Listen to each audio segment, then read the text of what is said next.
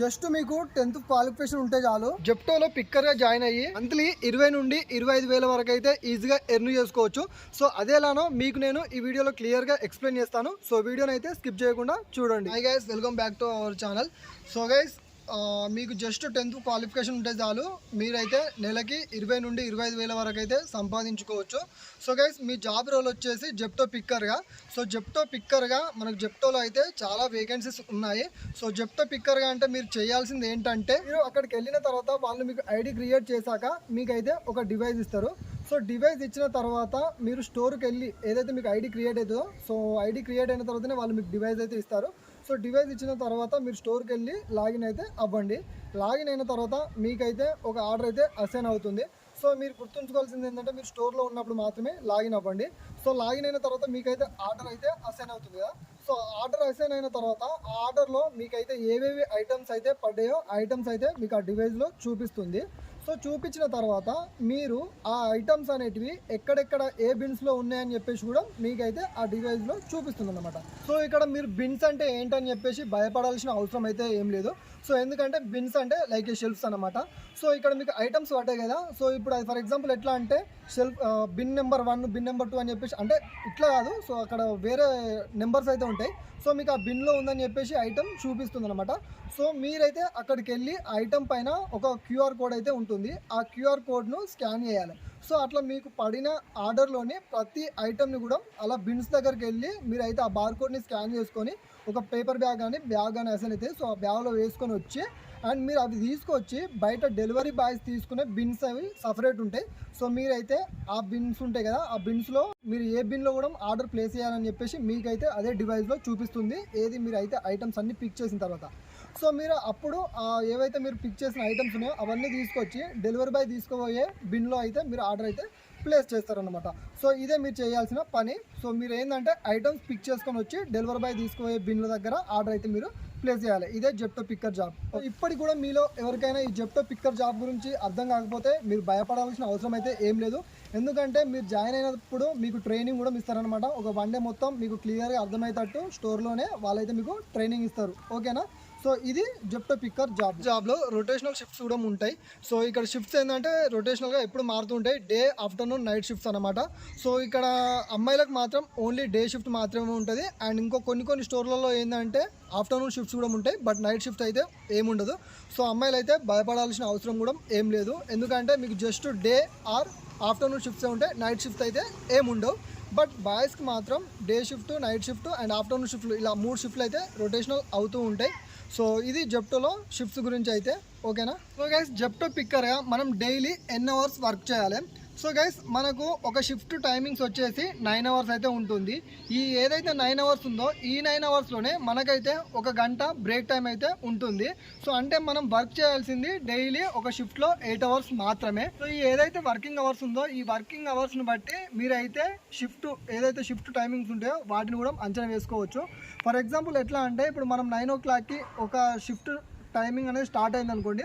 So మనం 9 hours duty చేయాలి, 9 hours లాగిన్లో ఉండాలి కాబట్టి సో మనం 9 అవర్స్ తర్వాత మనం లాగౌట్ అవుతాం. సో అంటే మార్నింగ్ 6 నుండి ఈవినింగ్ 6 వరకు ఇట్లా షిఫ్ట్లు ఉంటాయి.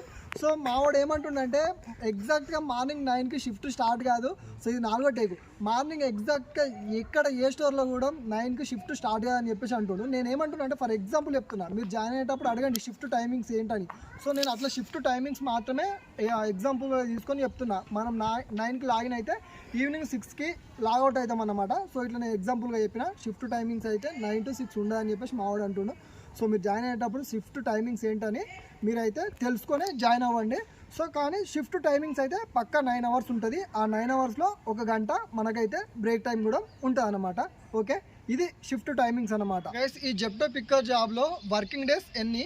సో ఇక్కడ మనం వర్క్ చేయాల్సిన వీక్లీ వచ్చేసి 6 days అయితే ఖచ్చితంగా ప్రజెంట్ ఉండాలి. సో మిగిలిన ఒక రోజు అయితే వీక్ ఆఫ్ తీసుకోవచ్చు. సో మనకు మంత్లీ వచ్చేసి 4 weeks ఉంటాయి కదా. అంటే మనం మంత్లీ ఒక 26 days అయితే వర్క్ చేయాలి అండ్ 4 week offs అయితే ఉంటాయి అనమాట. సో మనకు మంత్లీ వచ్చేసి 26 days present plus 4 week offs. So ఇది వర్కింగ్ డేస్ గురించి. సో గైస్, నెక్స్ట్ వచ్చేసి శాలరీ.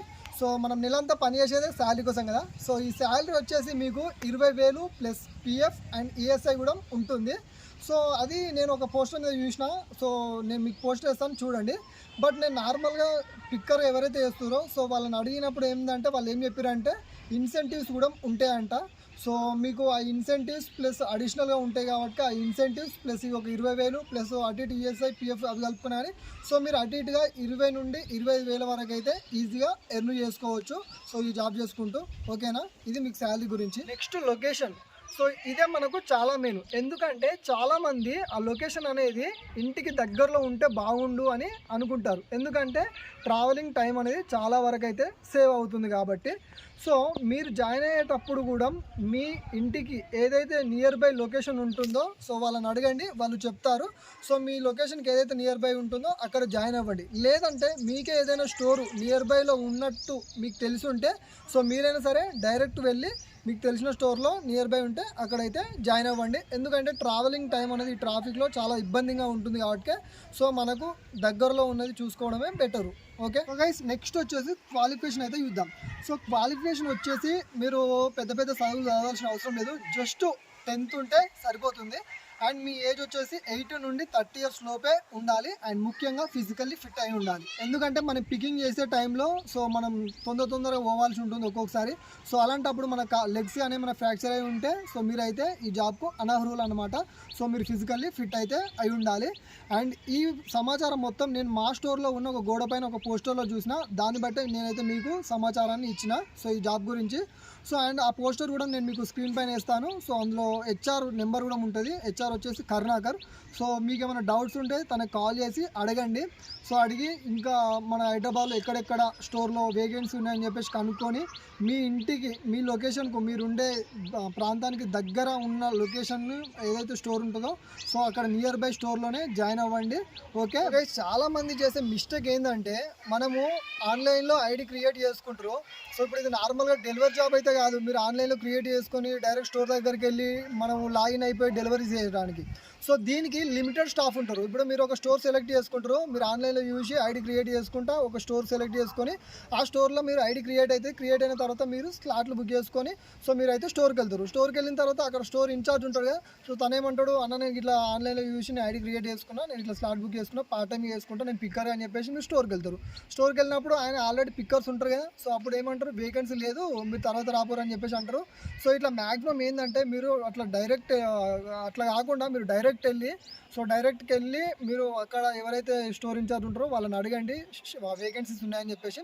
వాళ్ళు వేకెన్సీస్ ఉన్నాయంటే మీరు అదే స్టోర్లో మంచిగా జాయిన్ అయితే మీకు వాళ్ళు మళ్ళీ వెళ్ళడంతో మీకు మంచిగా ట్రైనింగ్ కూడా ఇస్తారు. సో అండ్ మీరు ఇట్లా డైరెక్ట్ వెళ్ళడం వల్ల కూడా ఏమైతే అంటే మీరు ట్రైనింగ్ తీసుకొని ఉండరు, మీరు ఇంతకుముందుకు ఏడా చేసుకొని ఉండరు. సో మీరైతే చాలా ఇబ్బంది పడుతారు. సో అలా ఇబ్బంది పడకుండా మీరు డైరెక్ట్ స్టోర్కి వెళ్ళి జాయిన్ అవ్వడమే బెటర్ అనమాట. ఓకే, నెక్స్ట్ వీడియోలో కలుద్దాం.